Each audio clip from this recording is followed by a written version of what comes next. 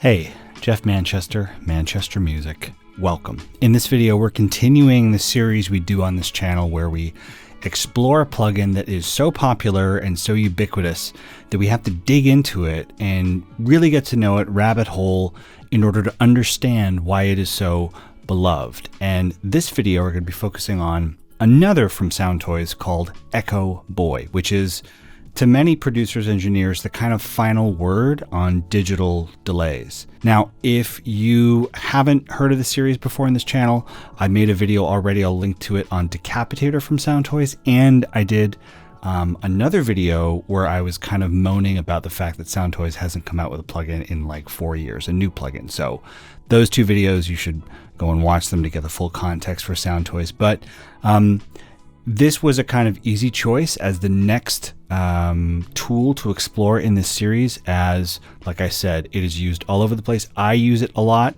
So I'm kind of answering my own question because I do love this thing. But for people who maybe don't know about it, this is going to be your full in-depth guide into what makes it so unique and special. Before we get started, however, please subscribe to the channel.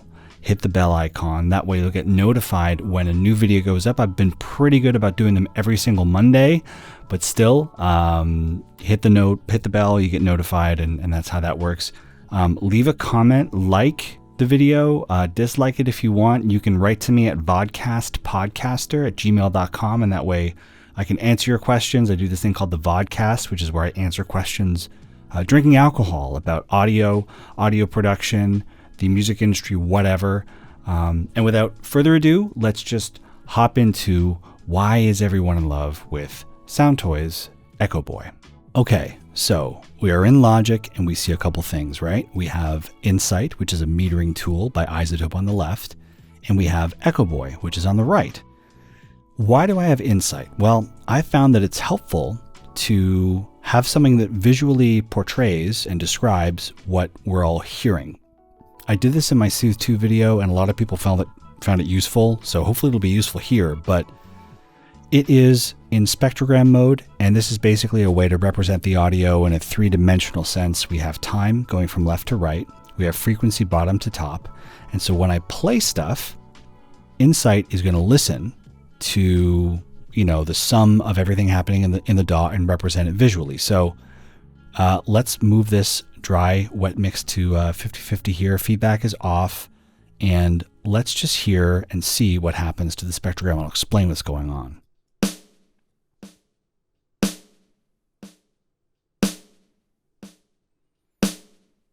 So we have a half note delay on the echo time, no feedback, mix all the way here at halfway up. So we have this first strike, which represents our dry drum sound, and then the second strike here, second transient, is the Echoboy copy of that first snare hit, which is a bit quieter, and that's because brightness corresponds to loudness.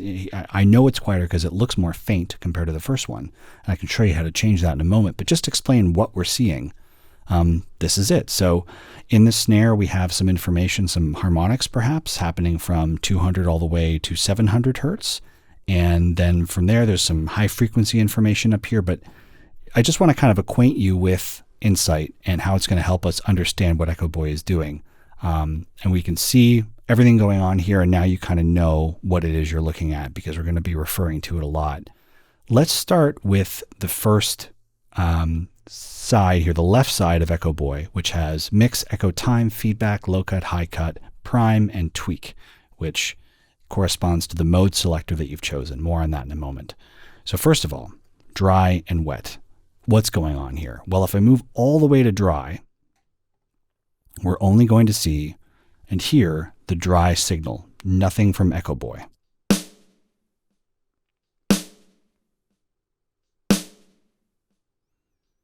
Right? 4 strikes. If I move this to 12 o'clock or double click to have it at its default position, we're going to see the dry signal and the copy.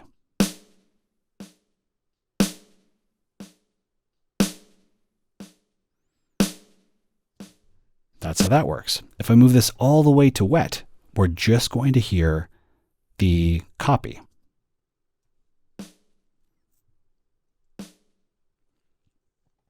And it's a little quiet, isn't it? Because we have some parameters over here that are set in the way that they are. But anyway, just to explain what the dry and wet does. Now, if you're using the mix parameter in an actual mix session and you're using Echoboy in an actual mix session, you should not be using it in the way that I am right now, which is in line. I don't want to confuse folks, but right now I have a couple of samples here. We're not actually mixing, so it doesn't make sense to use it in the way that I'm going to explain in a moment here, which is on an aux and sending information to it from a bus. If you are mixing, guys, you want to do the following. You want to turn this off. In line just means it's here on an insert level on the channel. Turn on a bus. And on the bus, you're going to have an Echoboy, which is on aux 1 here. If I click this, you can see the kind of routing. So bus 1 goes over to aux 1, auxiliary channel 1. And then you turn on Echoboy. This is another copy of Echoboy that I have. Don't get confused. And we want to set this all the way to 100% wet, okay? And what we're going to do is, just so you can hear, we're going to have that half note delay again. And I'm going to send signal over to Echoboy. It's going to return just the wet signal back onto the track.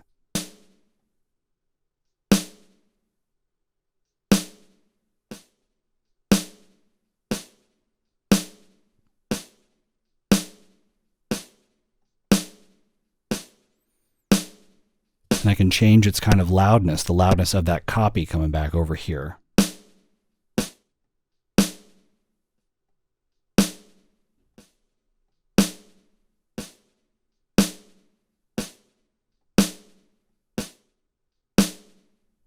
What some people might do is open up the automation lane and then draw in some automation control for the send, so that it only kind of comes up and comes down and decays in the way that folks want. But I just want to show you that if you're actually mixing, you mustn't use inline processing. You should send it to an aux, which I've just showed you how to do and how to set up. So right now I'm just going to cancel out what I did. And I'm being very pedantic here, but just for the folks at home watching this, I thought I would mention that, because you should not be using it in line. Okay, let me move back over here. We have Insight 2, we have Echoboy here, and let's go back to the way we had everything. And cool, I think we're good to go. Okay, awesome. So now that we've explained what the blend does, let's move over to echo time. So this is where we can control the rhythmic kind of behavior of the copied sounds that Echoboy produces. Now, a 64th note delay is going to be pretty darn tight. We're probably not going to hear too much separation like we heard with a half note delay, right?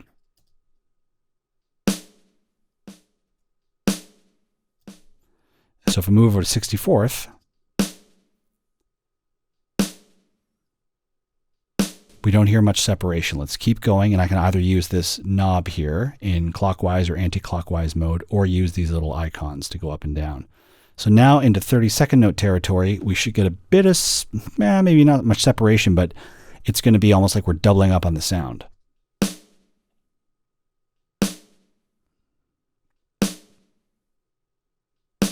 Let's keep going.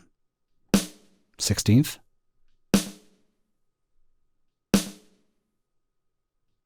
So not only are we hearing, but we're also seeing some separation in the spectrogram. So we have 2 columns instead of 1. This was back when we were doing 32nd note stuff. So we're getting a bit of separation, which is cool. And separation in these intervals, or these note values, according to the host tempo of 120 beats per minute. Let's keep going. 8th. More separation.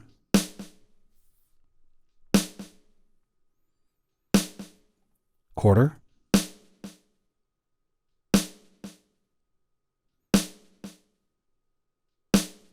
And half note.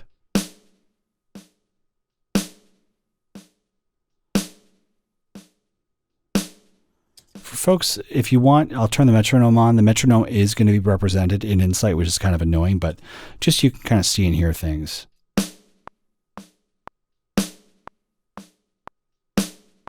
I don't know if that's helpful. Let's go to whole notes. Now for this, I need to go over here so we don't double up and repeat things and then miss the copy of the note being produced by Echoboy. So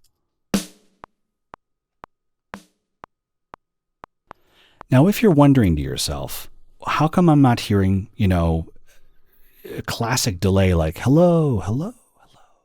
Why isn't that happening? It's because we don't have feedback turned on, which sends in a variable amount of the signal back into Echoboy, and thus producing that kind of nice decaying like hello, hello, hello. So I'm going to show you that in just a moment, but I want to spend a bit more time going over the different parameters here. So you'll notice that we have note and then we have time. So if you want to go off the grid, so to speak, and not have note values correspond to the tap tempo in beats per minute, you can go and press time, and now you can change things in milliseconds. And this is, I think, more for folks doing a lot of creative work. I'm not going to spend too much time talking about this, but just so you can see and hear what it does.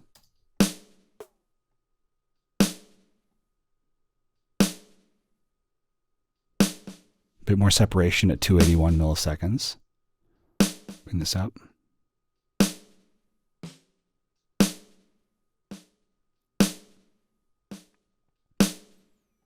Now, you heard that little weird artifact, right? That's because Soundtoys has modeled the behavior of Echoboy to be consistent with the behavior of old delay units, which did just that as you were messing around with the millisecond values. So if I turn the feedback up, which I'll talk about more in a moment here, and play with the milliseconds, you'll get some fun artifacts, which could sound cool. You can oversample in your DAW or sample whatever, so you can capture all these moves and record them and use them later if you want. But here's just some messing around here.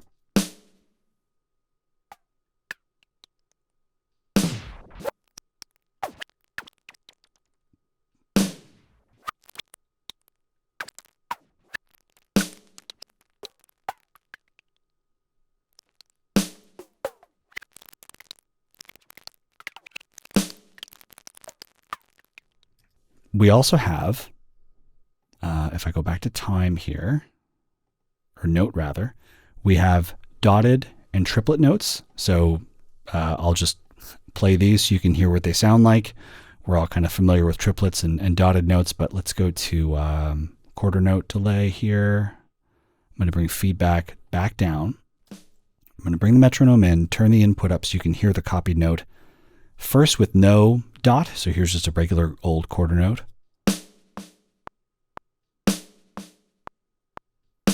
Now here's a dotted quarter note.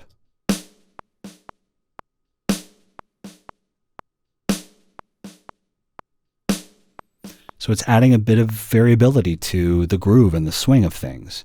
If I do a triplet, that's what it sounds like.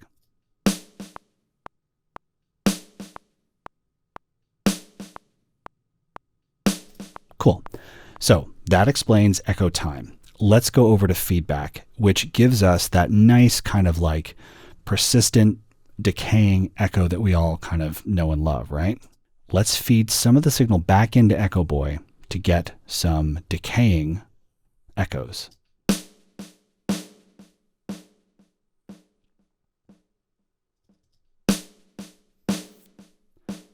Now you might have noticed that when I have feedback up, the decayed echoes have a bit of an accent to them. And that's because if you go into tweak, accent is changing some of the emphasis on the repeated copies of the sound.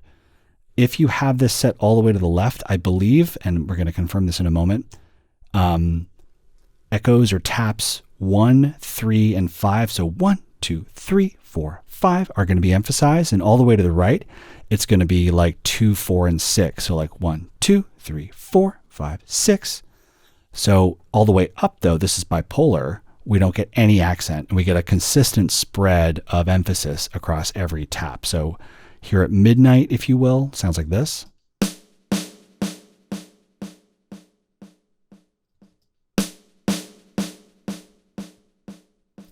Over here, let's see what this sounds like. Yeah, so this is like 1, 2, 3, 4, 5. I'll bring this all the way to wet just so we can hear the wet signal and not that initial crack, so I can verify if it's 1, 2, 3, 4, 5, and here we go. Exactly. So this is 1, 3, 5, and I believe this is 2, 4, 6. So So you hear that, right? That ba, ba, ba, ba, ba, ba, as it decays, which is kind of cool. I'm going to close the tweak panel. I'll bring this back to midnight here. So if I bring this all the way up here, we get into a bit of trouble because we're essentially creating a feedback loop, which can get pretty chaotic pretty quickly. So you want to be careful with the feedback parameters, especially if you have a lot of events going into the delay in succession. So I'm going to bring my loop over here, and you can hear at max how things get a little crazy. Now, there are some protections built into Echoboy to make sure that we don't get overages that are too insane, but still, have a listen.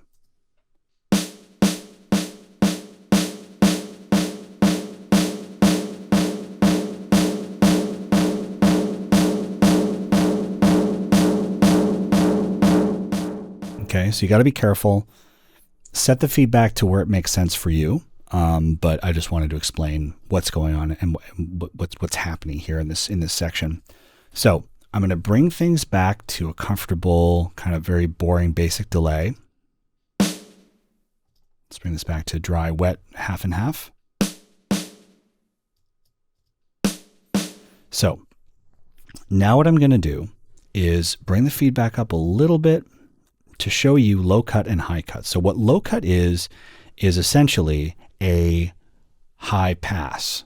So what we're going to do is cut out the lows from the signal so that the copied repeated signal doesn't have any muddiness to it. And this could be good if you're mixing and you're sending all your effects over and they're all getting bounced back and copied and extrapolated and repeated, and it's adding to muddiness. You want to cut the lows from your effects. So you would do this like this, just bring this up, and now we're going to get essentially a high passed copied signal, whereas the original is going to have obviously a full frequency profile.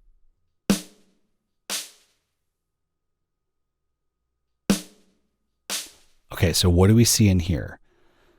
As I increase this low cut, look down here in the spectrogram. The first hit, the dry hit, full frequency, lots of low end, brightness corresponds to loudness, right?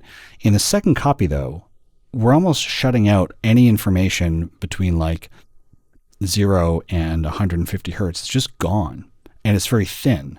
And that's what low cut is doing. If we do the opposite, we do a high cut, we're essentially doing a low pass. We're allowing the lows to pass, and the highs are going to be dampened or cut off a little bit.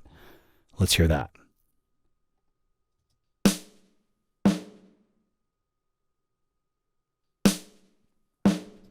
So the first strike, dry, full frequency, but then we get rid of everything from around 20,000 hertz, and then things kind of start to come back at about 15, 16K, 13K, and then our low is intact though, and that's what high cut is doing. So we have a high pass and a low pass over here with these parameters, which could be good for situations where your effects are drowning out your mix in a very low end way or a very high end way and causing a lot of sourness, or a lot of muddiness, depending on, what the problem is. You would use these controls to tailor the tonality of the copies of the sound. Let's talk about prime numbers for a moment, because this is kind of cool. What this is a bit of a resonance softener, as I understand it. So when you turn this on, it just tames some of the resonances from, again, the copied signal. So we're probably not going to be able to see very much. Just use your ears as I turn this off and on. So let's engage Insight. You can start with it off.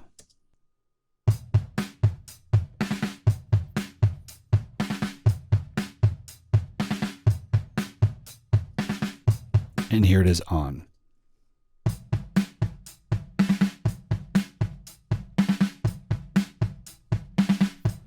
Off.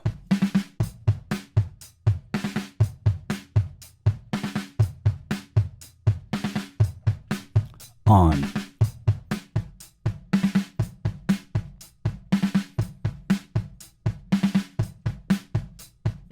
So to me, it's subtle, and I can't really see much of a difference, but I am hearing a bit of a softening, it just kind of smears things a little bit where we don't get a lot of resonance. And this is just another way to tame and control the effect of Echoboy, so that you're not so you have some kind of tweakability over the process sound.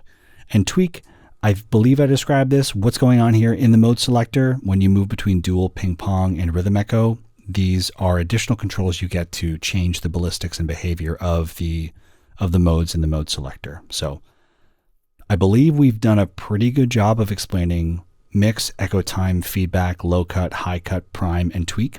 Let's now move over to the tempo section here, and then we're going to go to saturation. Then we're going to talk about the dual, the modes and the tweak settings. So in tap tempo, I can disengage MIDI because I think my MIDI is tied up to my master clock and everything, which is at 120 BPM.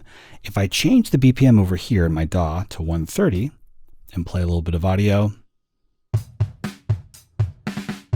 nothing happens.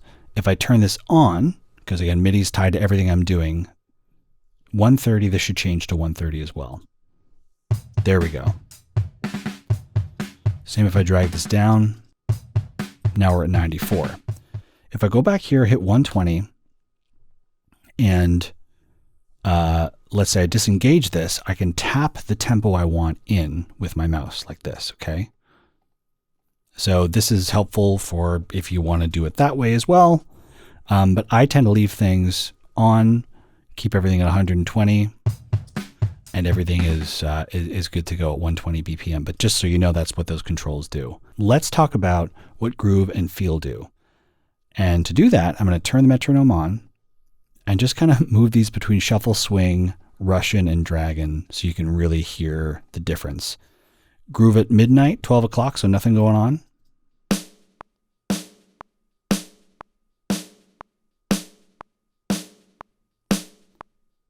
Remember, there's a half note delay here. Let's move it to shuffle.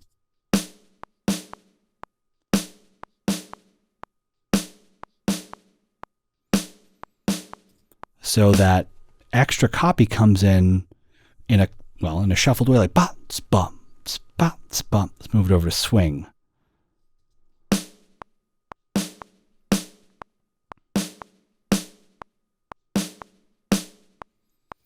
Right, so now this is very much like we're introducing swing, which if you've ever used a sequencer or a sampler, it just moves around the notes. And I personally hate swing. I like everything to be locked on the grid, but if you like your echoes to be swung, you can do that there. With feel, we have Russian and dragon, which kind of brings the copied signal, copied echo in front of or behind the beat, depending on where you are here. So if we go to Russian, it sounds like this.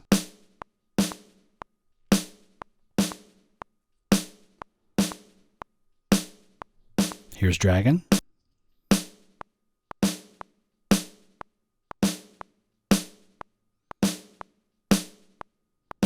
So hopefully you can hear how with Russian we are ahead of the downbeat. With dragon we're slowly trailing behind it in a woozy kind of way. Up to you on how you want to use this. We're still in single echo mode. I'm not going to move around here just yet.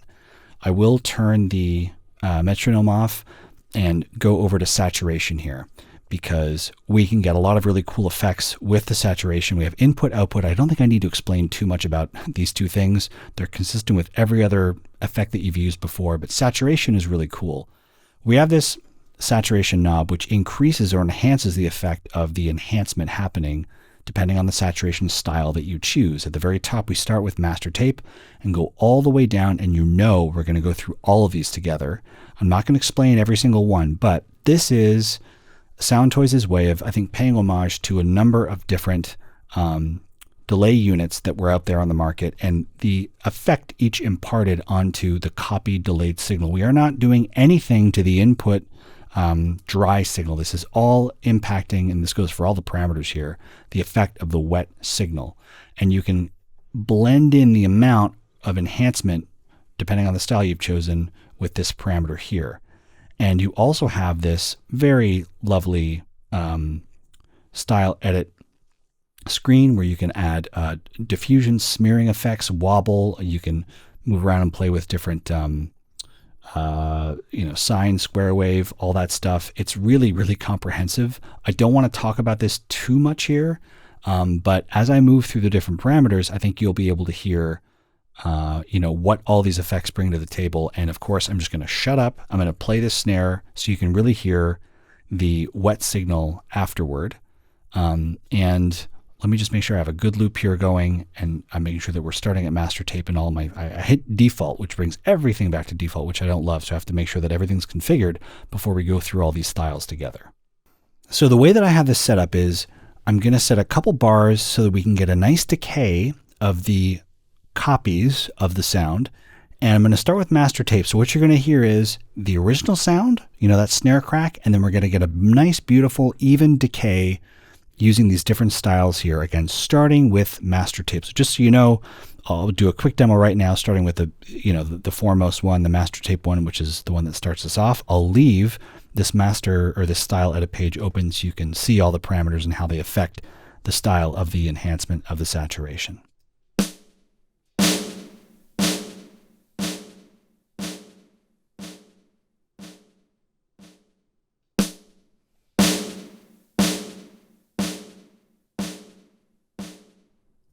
Cool. Let's go to the next one, which is studio tape.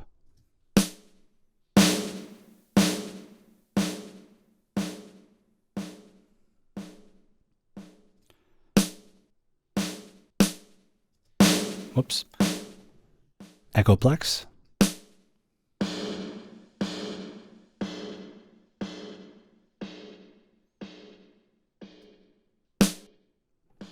Space Echo.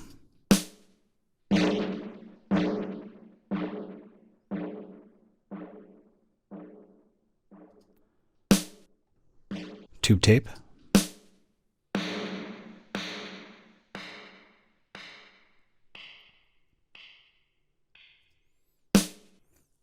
Cheap tape.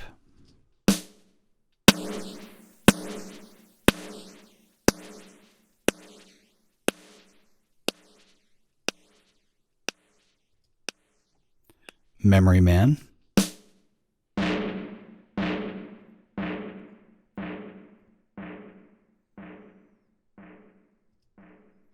DM2.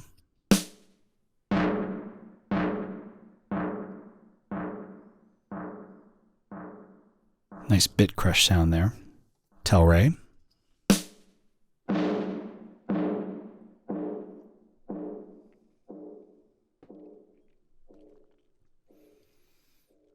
Binsonet.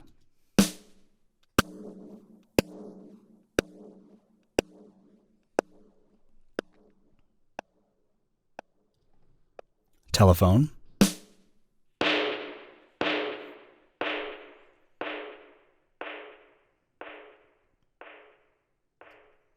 AM radio.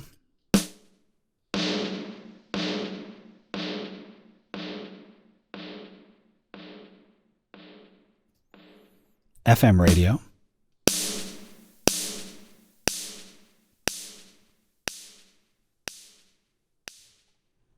Shortwave.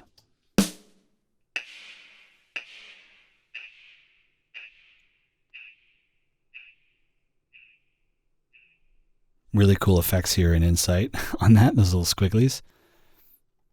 Let's do the next one, transmitter.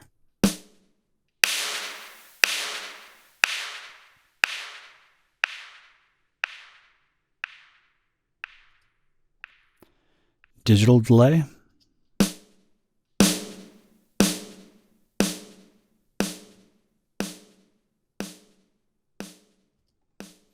Analog delay.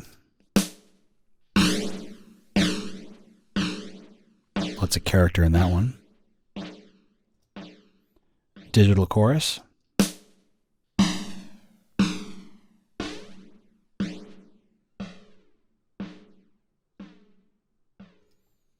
Analog chorus.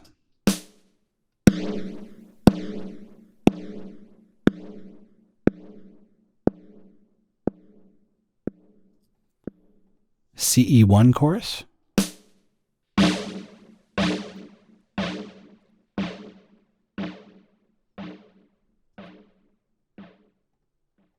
Vibrato.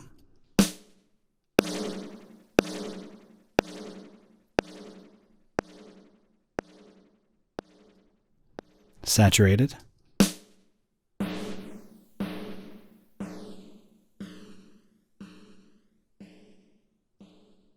Fat.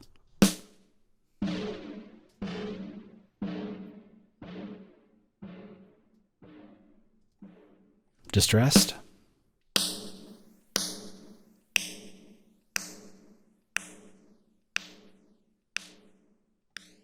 Almost done. Limited.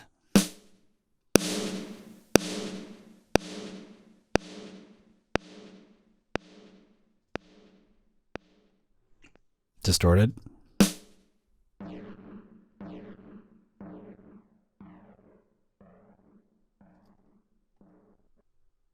Tweaked.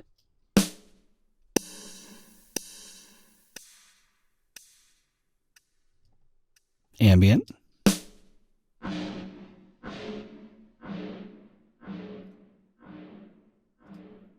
Diffused.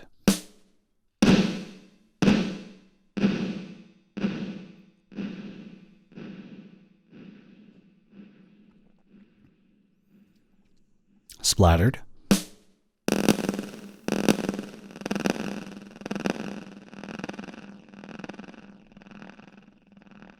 Verbed.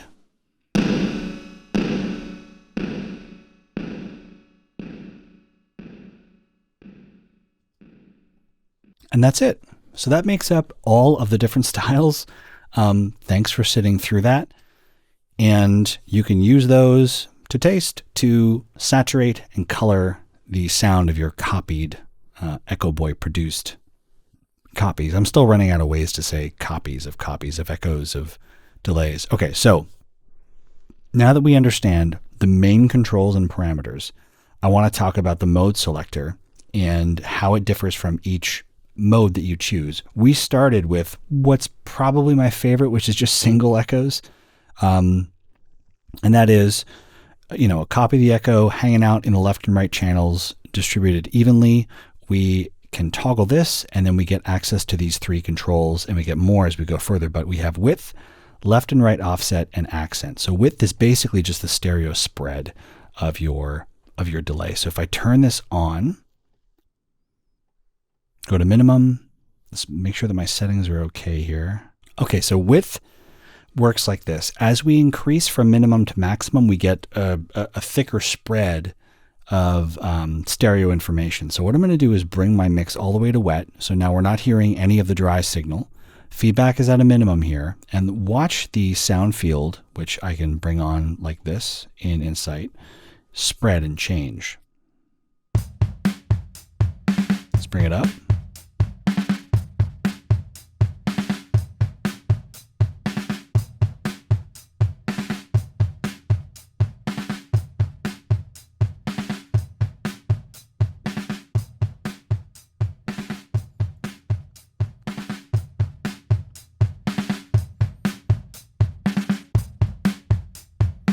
So you can see that spread, I think, very clearly using the sound field over here. But of course, we run into some phasiness as we're going into, decorrelated levels. If I bring this mix parameter over here to 12 o'clock, you could get a nice kind of even spread of not too mono, but not too stereo.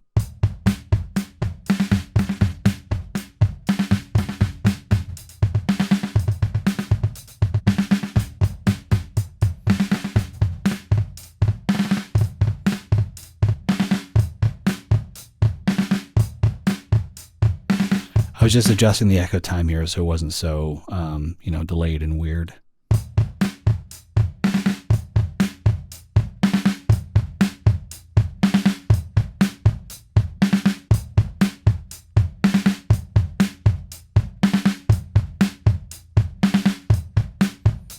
So before, and here's after. So by adjusting the dry, wet mix and increasing the width here and just kind of tweaking my controls, I've added a lot of depth without, being too decorrelated and phasey and weird. So that's just kind of one way you can use the width parameter. Now the LR offset, left and right offset, creates a bit of an offset between the left and right channels to the tune of, I think, 25 milliseconds here. And accent, you guys already saw earlier. What this is going to do is just accent and emphasize certain taps over others. So that makes up the tweak parameters for the single echo, dual echo. If I move the mode selector over here, what this allows you to do is get 2 independent echo channels. So echo 1, the first kind of tap, is going to be on the left side or the left channel, and the right channel is going to be echo 2. So you basically have additional controls here, and this can result in some really cool like polyrhythms and patterns that you can do. I mean, you can even have one of these guys set to, let me just move back here to dual echo. You can have one of these guys set to, time-based millisecond stuff, and the other one set to quarter note or, basically note valued stuff. And if you move tweak open here, you get a balance between left and right. The width, LR offset, you also get independent accent controls, and you get an interesting little feedback mix as well, and feedback balance.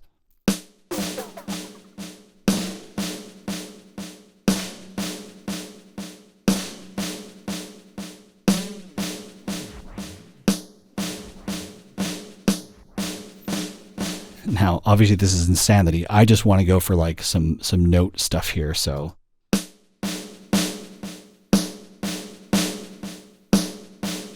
So we have a half note on the right side and a quarter note on the left side.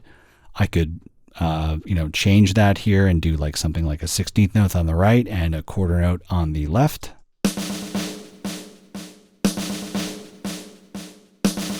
Bring feedback down.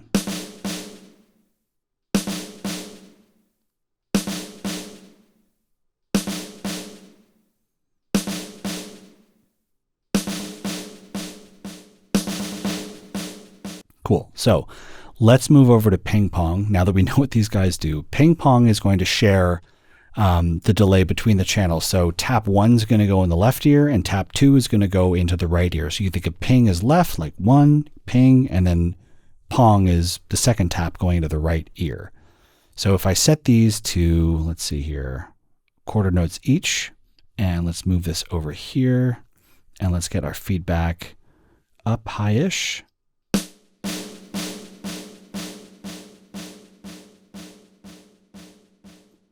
So you're seeing that, right? Look at the sound field and look at where this little kind of green icon goes. We're starting left and then right, right, left, right, left, right. So watch that again.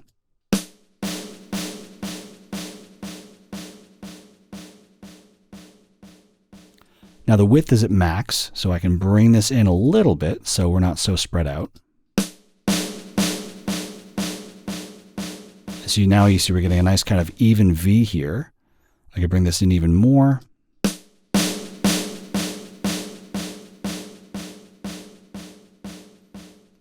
Or spread it out, like we had it, I think at default here at max.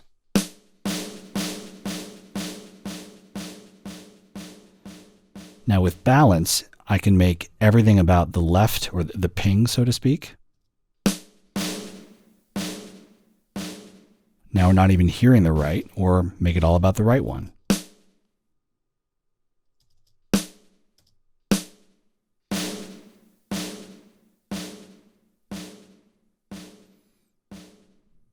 Or bring things back to 12 o'clock.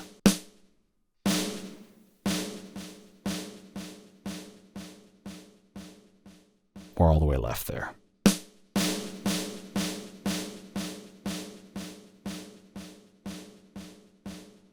You'll notice that when I go closer to 12 o'clock-ish on the width control, we're much more mono compatible than we are otherwise. So you want to really be careful not to be too kind of liberal with your width and all that stuff, because once your mix goes to mono or a mono playback device, a lot of things collapse and things aren't really quite as punchy as they were before. So these are a lot of fun to play with, but you got to be conservative, especially with a lot of your panning toys.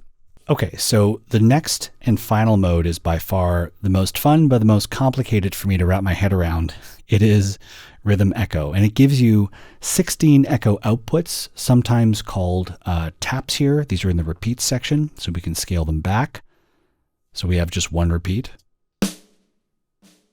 right? Or all the way to 16. They're tightly wound together, and that's because I have this rhythm section over here set to 16th or 64th notes rather. But if I move them over here to 32nd notes, or I can move them to 16th notes.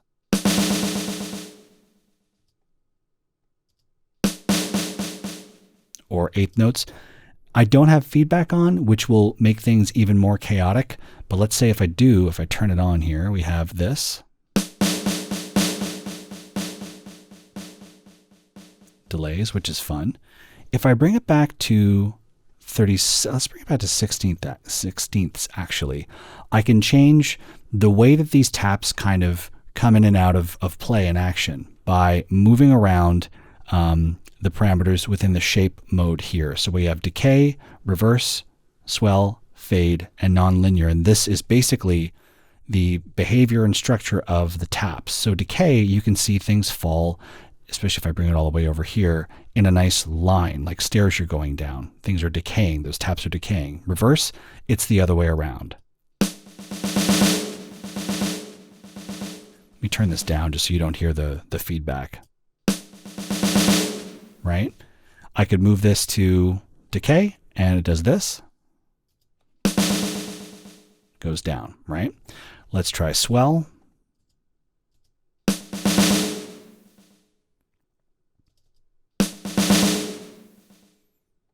Let's try nonlinear, which is just as it sounds. Whoops. Nonlinear, just as it sounds.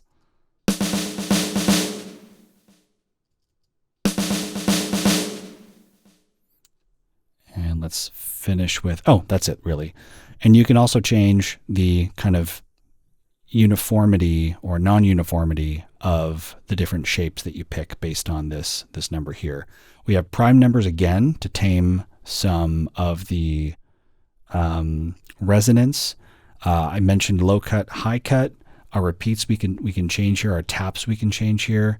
Feedback, rhythm, dotted. You can even do time, which gets insane.